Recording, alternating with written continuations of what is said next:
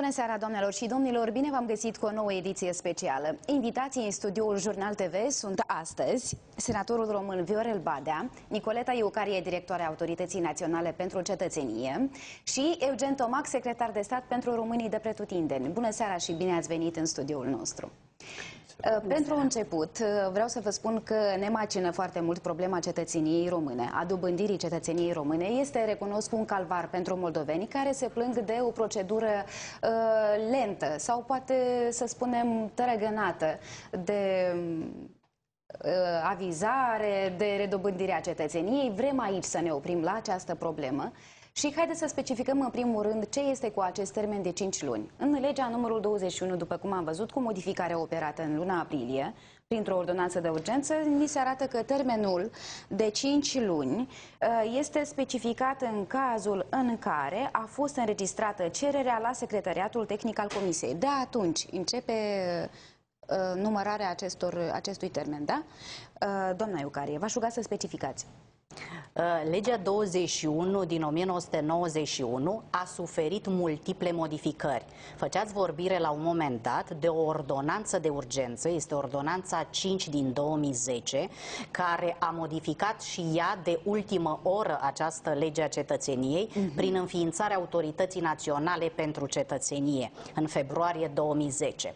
Despre termenul de 5 luni de care făceați vorbire, e adevărat, legea cetățeniei precizează că acesta curge, începe să curgă, de la data la care dosarul a fost înregistrat la comisie, ceea ce înseamnă, la Comisia pentru Cetățenie, ceea ce înseamnă că dosarul este perfect complet, cu documentele perfect valabile, atât din punct de vedere ale actelor pe care cetățeanul, solicitantul, indiferent de ce naționalitate sau etnie este, îl adresează autorității și, firesc, Autoritatea Națională pentru Cetățenie are și făcute toate demersurile pe care legea, de asemenea, potrivit articolului 8 din același act normativ de care făceați vorbire, le precizează. Deci, repet, și este foarte important, vorbeați de dosar complet, dar în cât timp atunci putem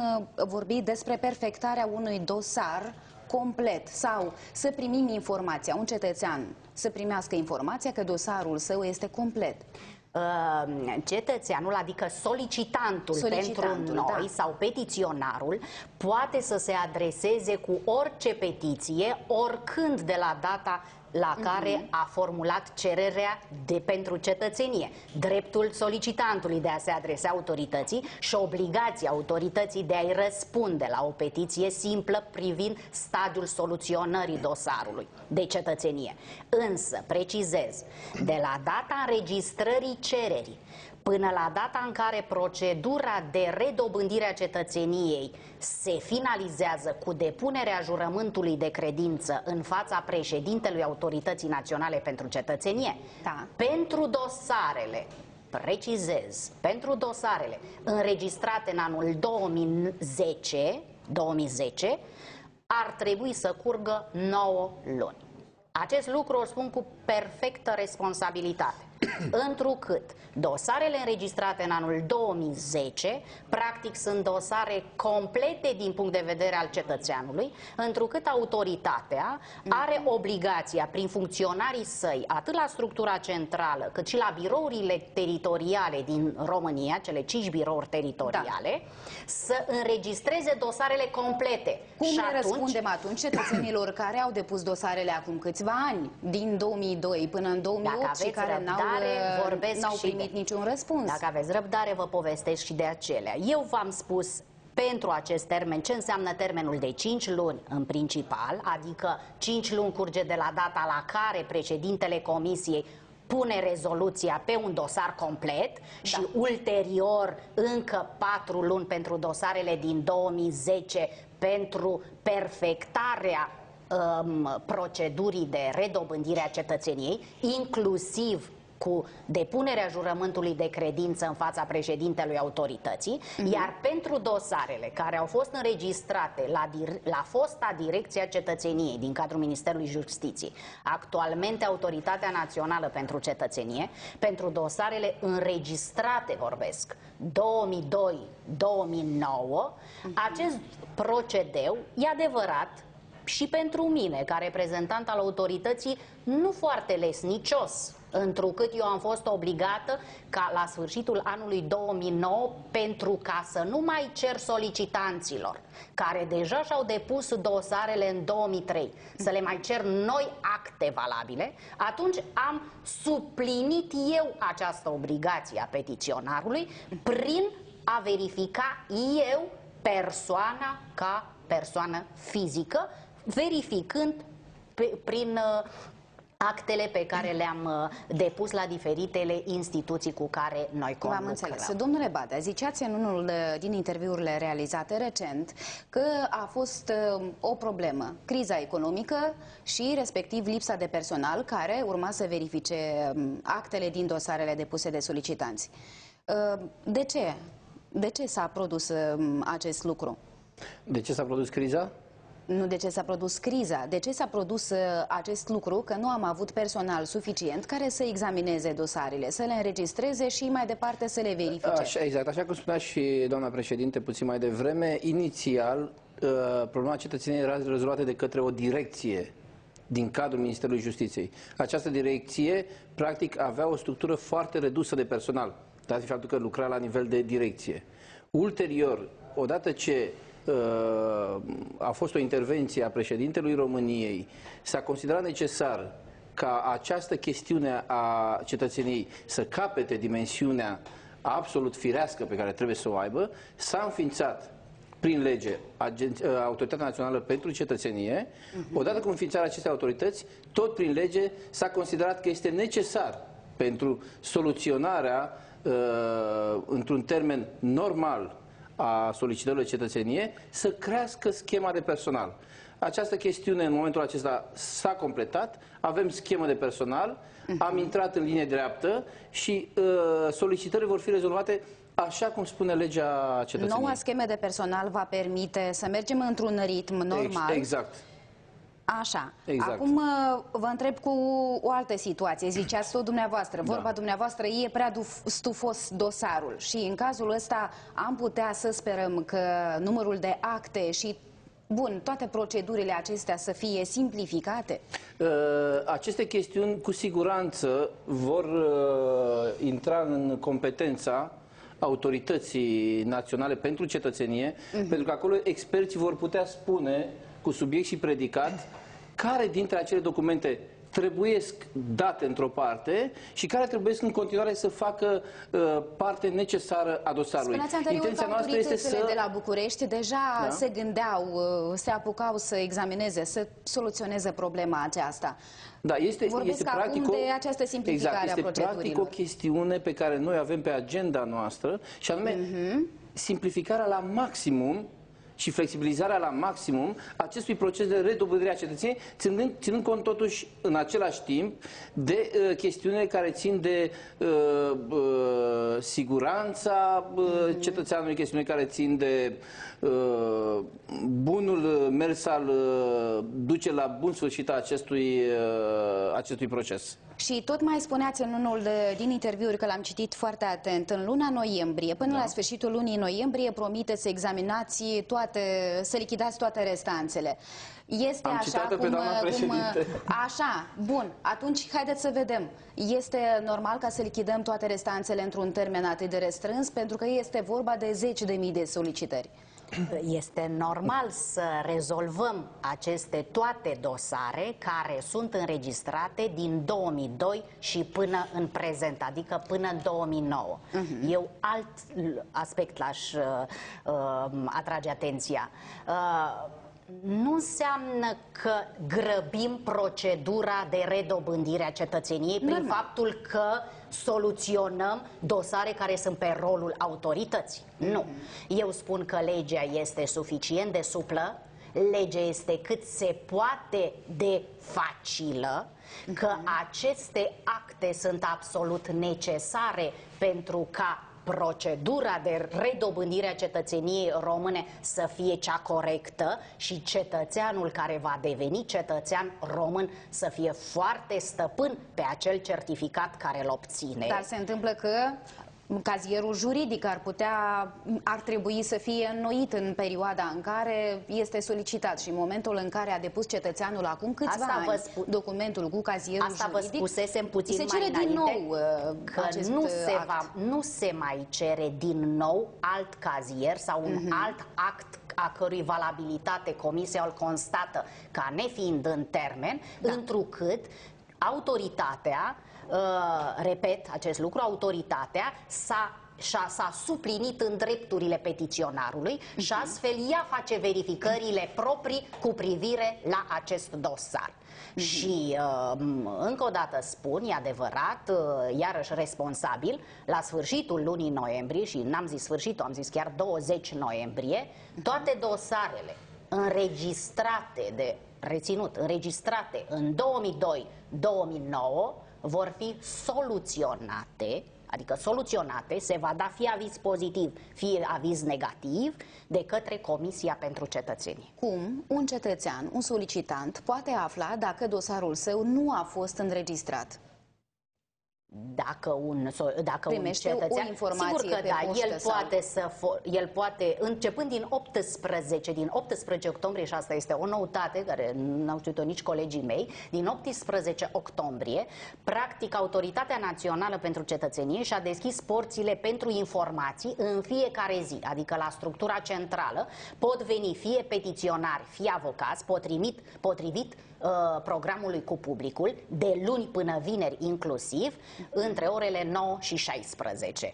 Luni și miercuri între 9 și 16 pentru petiționari, solicitanți, și marți și joi pentru avocați. E adevărat, luni și miercuri, atât pentru petiționari cât și pentru mandatarii acestora.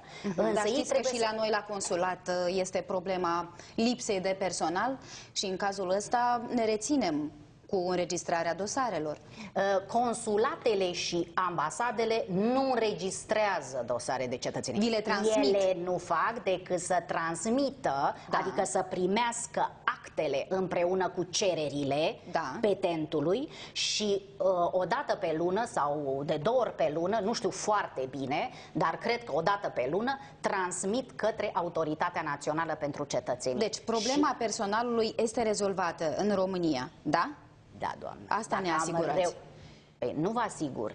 Legea este cea care m-a obligat și nu trebuie să vă asigur eu pe dumneavoastră, ci legea mă obligă să mă comport, legea română, să mă comport într-un anumit fel. Și a trebuit din februarie, de când s-a înființat autoritatea, și până acum să-mi fac o structură de personal cu persoane, deja am făcut 2 concursuri, am organizat la mine în autoritate, și acești oameni, aproape 100 de oameni lucrează acum pentru aceste cereri. Tocmai de aia îmi pot permite cu responsabilitate să spun că pe 25 noiembrie toate dosarele înregistrate din 2002 până în 2009 vor fi soluționate. V-am înțeles. Avem un telespectator pe fir, ne așteaptă de ceva vreme. Aș vrea să discutăm și cu telespectatorii ca să aflăm părerile lor. Bună seara! Cu drag. Bună seara, vă auzim! Alo! V-aș ruga să reveniți, vă mulțumesc. Bun, hai să ne referim puțin și la cetățenia acordată pentru tinerii din Republica Moldova care solicită cetățenia românească. Este o noutate? Aveți vești bune, îmbucurătoare în acest sens? Eu v-aș invita să facem totuși un pas înapoi și să privim lucrurile de unde au plecat. Și aș aminti aici faptul că în 2008, printr-un angajament public, practic eu împreună cu domnul senator Viorel Badea am venit în fața românilor din Republica Moldova și am transmis următorul mesaj, că vom face tot ce ne stă în putință, în așa fel încât acest proces extrem de dificil cu care s-au confruntat solicitanții de cetățenie română, practic românii care doresc să-și redobândească cetățenia română din Republica Moldova, să fie deblocat. Împreună cu doamna președintă Eucarie Nicoleta am încercat în repetate întâlniri pe care le-am avut să găsim soluțiile cele mai bune și, bineînțeles, astăzi Guvernul României poate spune foarte clar că acest proces este deblocat.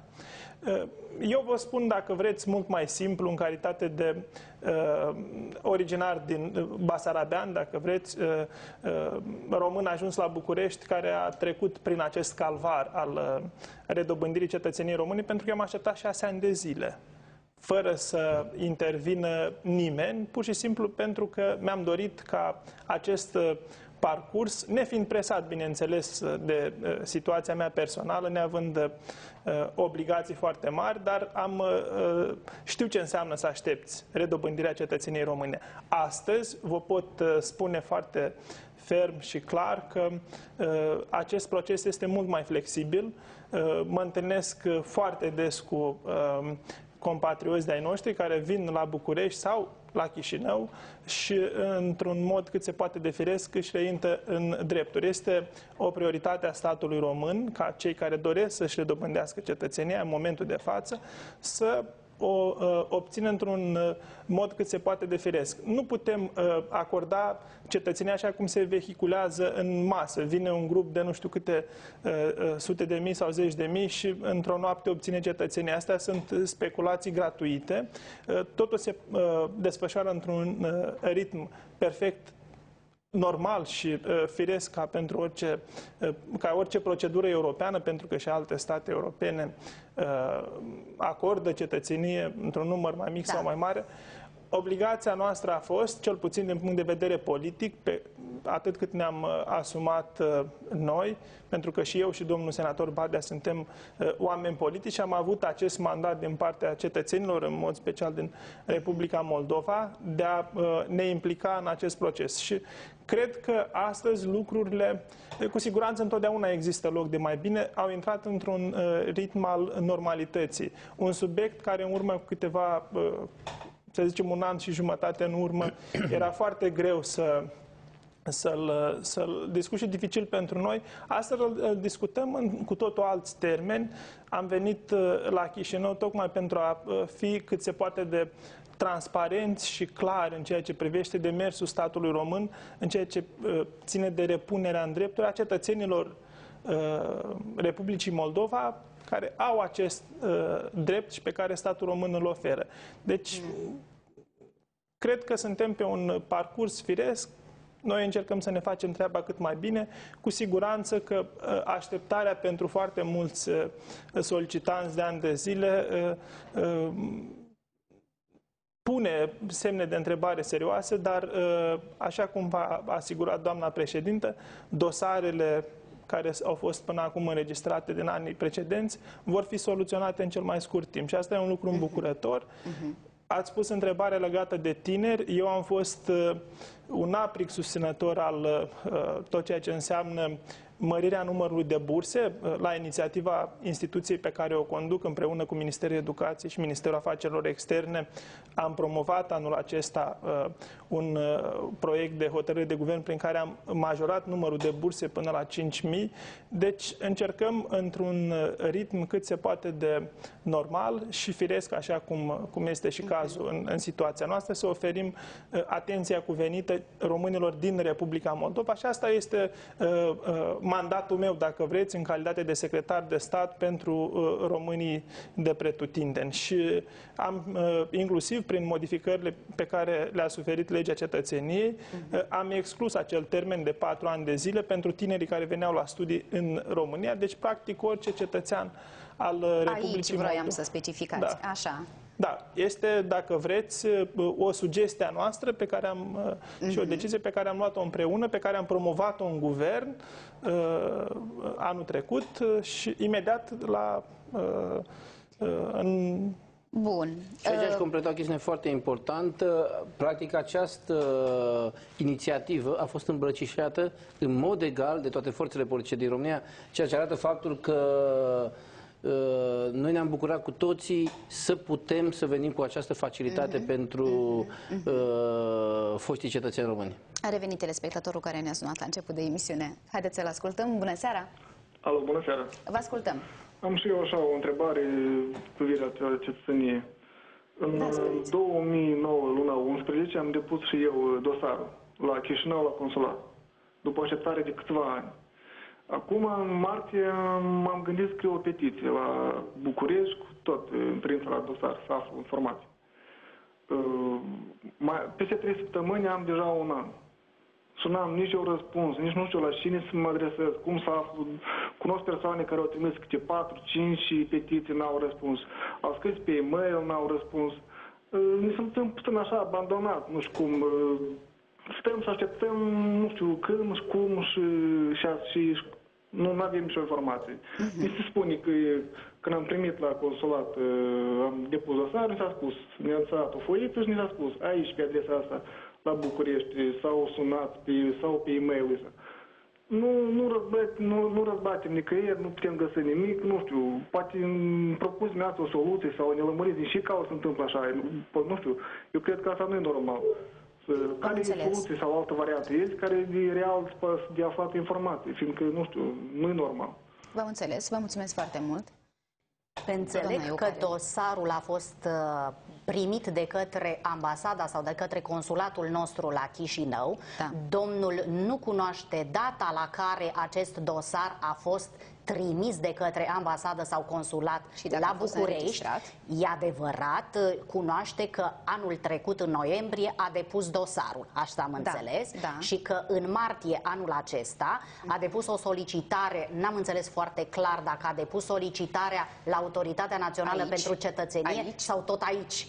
Aici n-avea de ce să o spuneți-mi, vă rog, atunci către cine să se adreseze. Trebuie să se adreseze direct, deci pentru cereri privitoare la stadiul soluționării dosarului de cetățenie, trebuie să se adreseze direct Autorității Naționale pentru Cetățenie, strada Smârdan numărul 3, sector 3, București, România, fie printr-o scrisoare recomandată, și chiar recomand acest lucru pentru că este foarte clar că acestea ajung în mod cert la noi.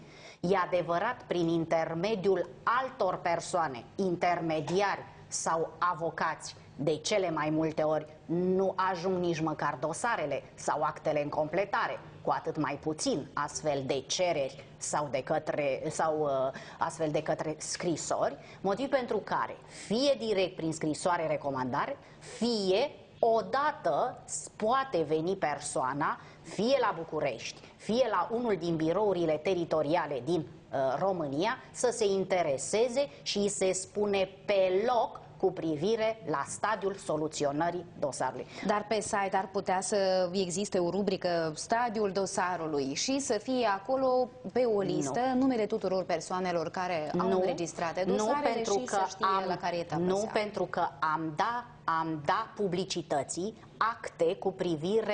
date cu privire la actele de stare civilă ale solicitantului, adică date de naștere, prenumele părinților, ori acest lucru contravine atât legislației naționale românești, care este în concordanță cu legislația Uniunii Europene, și practic fiecare petent are dreptul ca actele de stare civilă și tot ce ține de persoana respectivă să fie date publicității numai cu acordul său. Motiv pentru care de aia și legea cetățeniei a fost modificată în sensul eliminării publicării în monitor oficial a actelor Ministerului Justiției de aprobare a cererilor de cetățeni. Deci e cel mai indicat ca să vină însăși persoana, solicitantul, fără intermediari, fără avocați, așa numiți, care ar putea să urgenteze problema dobândirii cetățeniei. Referitoare la acest. Da, ca să terminăm cu aspectul ăsta. Aș vrea să completez referitor la informație. Adresa și poate, dacă vreți să ne dați telefoane de contact, orice ce ar însemna pentru un cetățean, un solicitant, obținerea a informației privind înregistrarea dosarului. Datele de sediul, respectiv telefoane, e-mail-ul autorității, sunt înscrise pe site-ul Ministerului Justiției la Autoritatea Națională pentru Sigur.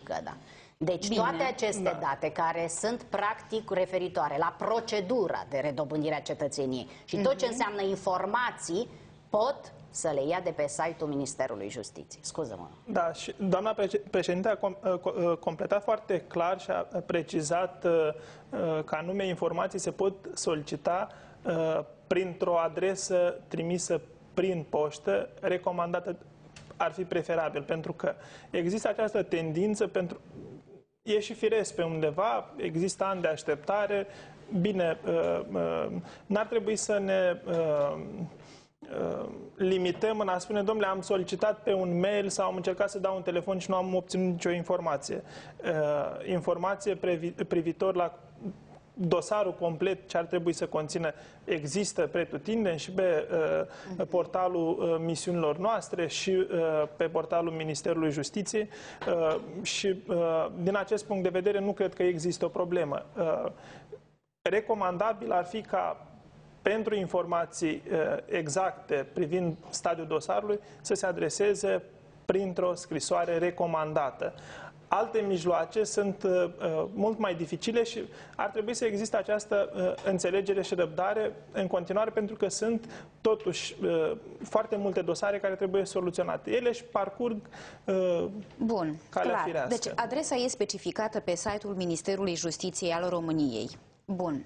Altă întrebare, care reiese din ceea ce spuneați anterior, intermediarii care cer sume enorme, motivând și spunând, promițând chiar că vor urgenta problema dobândirii cetățeniei, putem să avem mare încredere în acești avocați sau persoane intermediare care ne promit aceste lucruri?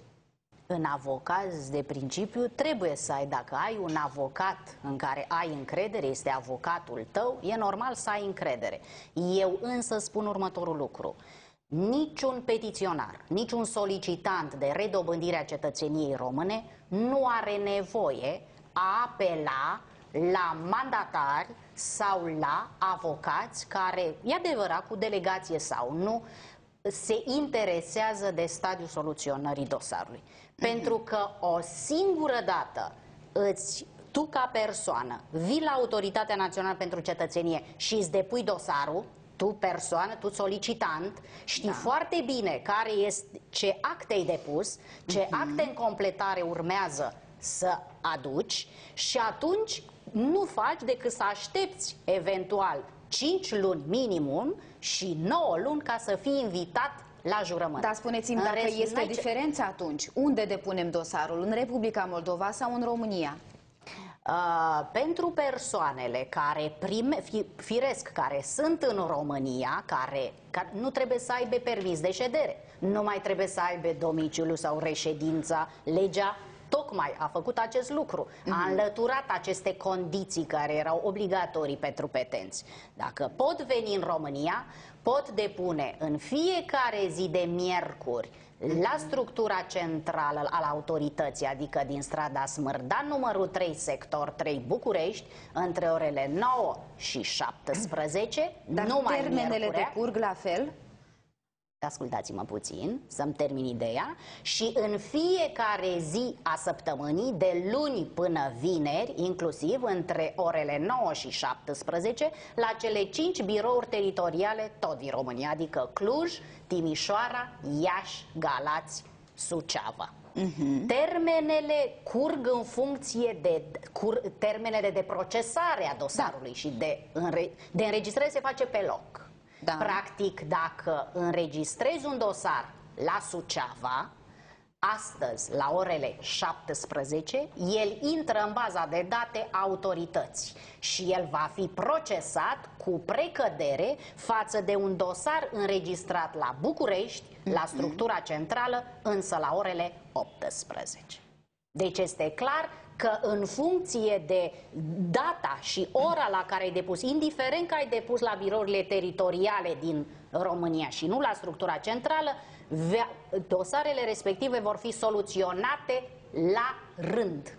Asta este foarte clar. Da, și ar mai trebui să subliniez următorul aspect, că inclusiv la misiunile noastre, noi avem deja 2 consulate, începând de anul acesta, în Republica Moldova, la Bălți și la Cahul, unde de asemenea se pot primi dosare pentru... Însă doar se primesc dosarele, nu se înregistrează.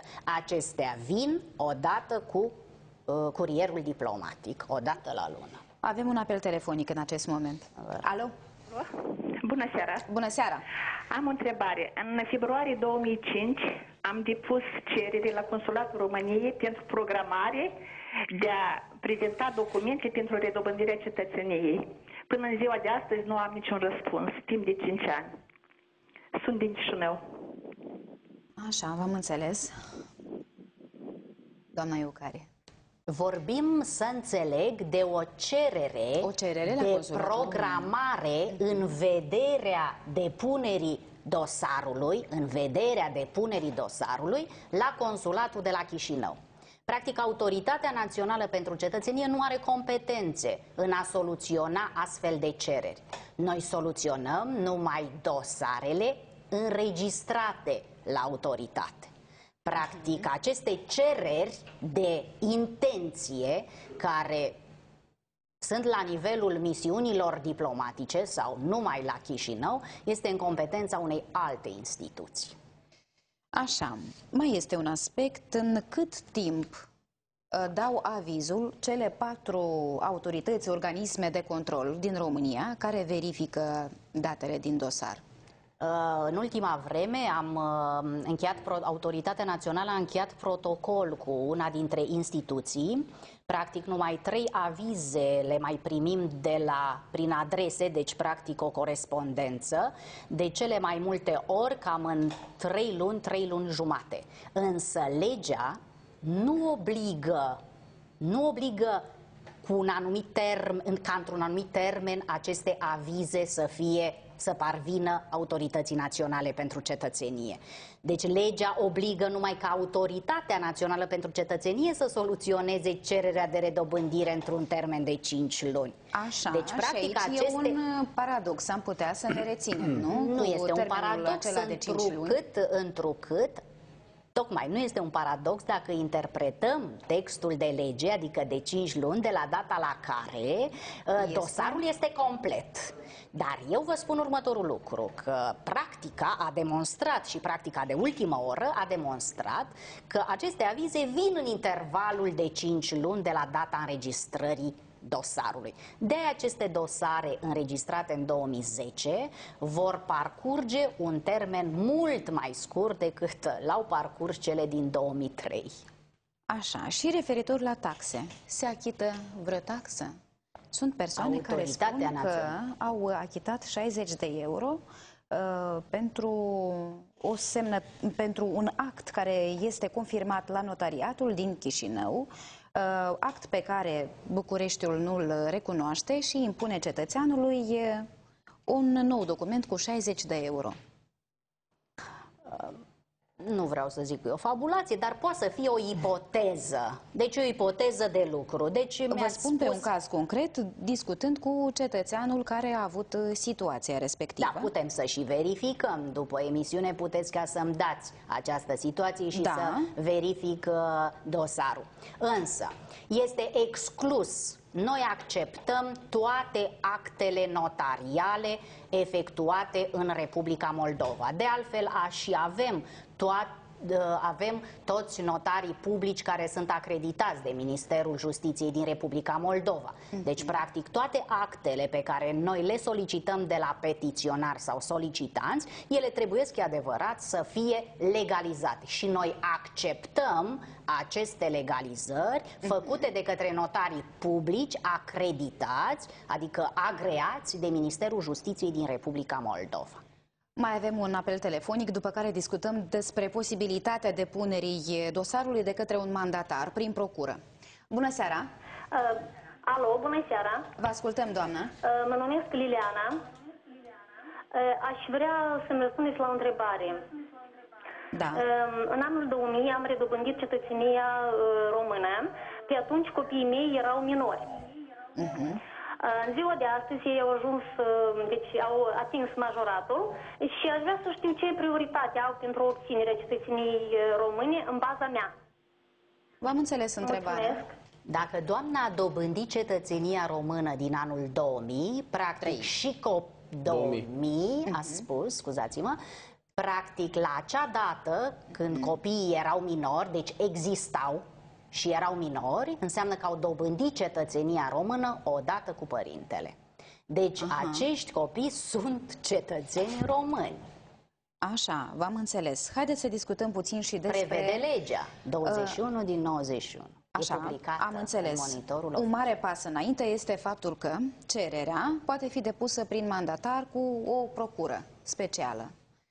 Aici să detaliați puțin în ce cazuri se poate face acest lucru. Este un pas înainte, dar o pot face numai persoanele care nu pot a fi deplasabile, adică dovedesc prin acte medicale emise de către medici, chiar și moldoveni sau indiferent de unde practică medicina pe acest pământ, însă aceste acte medicale să fie legalizate, practic să-și asume responsabilitatea autentificării acestui act medical și acest act medical să ateste imposibilitatea petentului sau solicitantului de cerere de redobândire a cetățeniei române că nu se poate deplasa. De asemenea, eu ca președinte autorității am acceptat depunerea unor cereri și dosare de redobândire a cetățeniei române și unor persoane prin mandatari care sunt rudă de grad 2 cu petiționarii, pentru că petiționarii aveau vârste foarte înaintate. Aveau 70 de ani, 80 de ani, 102 chiar, acum o lună. Și este normal, dacă fac dovada că mandatarii cu procură special, adică legalizată la notar, din Republica Moldova să fie notar, și face dovada, pe lângă acest fapt că este cetățeanul, petentul, are această vârstă înaintată și că este rudă cu acest solicitant, atunci toate aceste cereri și dosare vor fi înregistrate prin mandatar special. Bine, haideți acum să amintim unde se află birourile teritoriale, unde pot fi depuse actele. Domnul Badea. Scuze. În România sunt 5 birouri teritoriale.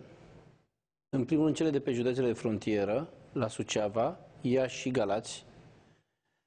Alte 2 birouri teritoriale funcționează la Cluj și la Timișoara. Și de asemenea sediul central al Autorității Naționale pentru Cetățenie. Recomandarea noastră este ca cei care vor să-și depună dosare să meargă în special la birourile de pe județele de frontieră, pentru că se poate evita aglomerația de la București, se poate face o economie la transport și pentru că toate aceste dosare se procesează efectiv în timpul în care ajung. Deci cele de la București nu se procesează mai repede decât cele care ajung la biroul teritorial. Înregistrat la birourile teritoriale, da. Durează foarte mult procedura de transfer a dosarelor de la Bălți, Cahul, Chișinău în România, la București? De regulă, curierul diplomatic este o dată pe lună. Așa, ne-au rămas 2 minute. Aș vrea să recapitulăm aici foarte puțin în ceea ce privește recomandările pentru cetățenii care nu au foarte mare răbdare să aștepte până le se urgentează cazurile. Ce le puteți acum recomanda? Să solicite printr-o scrisoare informații la adresa pe care ați spus-o mai sus. Și încă? Pentru cei care au înregistrat dosare din 2002-2009, îi rog frumos să aștepte până pe 25 noiembrie, când am promis cu responsabilitate, repet, că voi soluționa toate aceste cereri. Și cererile acestea vor fi și aprobate de către mine, tot într-un timp foarte scurt. Aceste informații vor apărea undeva publicate? Ordinele semnate de către președintele autorității sunt trimise de îndată la misiunile diplomatice și consulare de întreaga lume, ale României din întreaga lume. Practic, fiecare misiune diplomatică știe că are astăzi, de exemplu, ordinul 150 și cu anexele, adică cu persoanele care au solicitat aceste cereri și sunt aprobate. Motiv pentru care ei nu trebuie să facă decât să se ducă la misiunea diplomatică, adică petenții, să se ducă la misiunea diplomatică sau la consulatele respective, adică acolo unde locuiesc sau au domiciliu legal, că poate, de exemplu, un cetățean moldovean să locuiască cu permis de ședere în Italia, să spun. Bun. Și acolo se duce și depune jurământul acolo. Trebuie să încheiem emisiunea, că avem știri după noi. Eu vă mulțumesc foarte mult pentru participare, pentru informații și comentariile de rigoare. Și noi vă mai invităm la Jurnal TV. Doamnelor și domnilor, vă mulțumim pentru atenție. Rămâneți cu noi. Toate bune!